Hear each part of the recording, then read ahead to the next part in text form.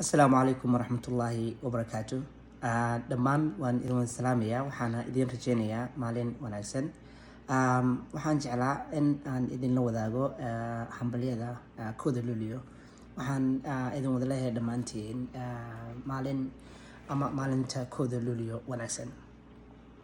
Waxaan dhammaan ummadda Soomaaliyeed u rajeynayaa barwaaqo, cadaalad iyo nabad waarta. Alle idamkii. Waxaan leeyahay ha dhaco cadowga Soomaaliyeed. Waxaan leeyahay ha dhaco qabyaaladiistu. Waxaan leeyahay ha dhacaan wadaad xumuhu. Waxaan leeyahay ha dhaco oday dhaqameedyada xunxunka maxay ahayday dilaalka ku haysta siyaasadii Soomaaliya. Ha dhacaan dhammaan dadka ummadda Soomaaliyeed cadowgooda ah. Ha noolaadaan dhalinyaradu. Ha noolaadaan dhalinyarada doonaysa isbedelka. Ha noolaadaan dhalinyarada doonaysa cilmiga iyo wanaagga.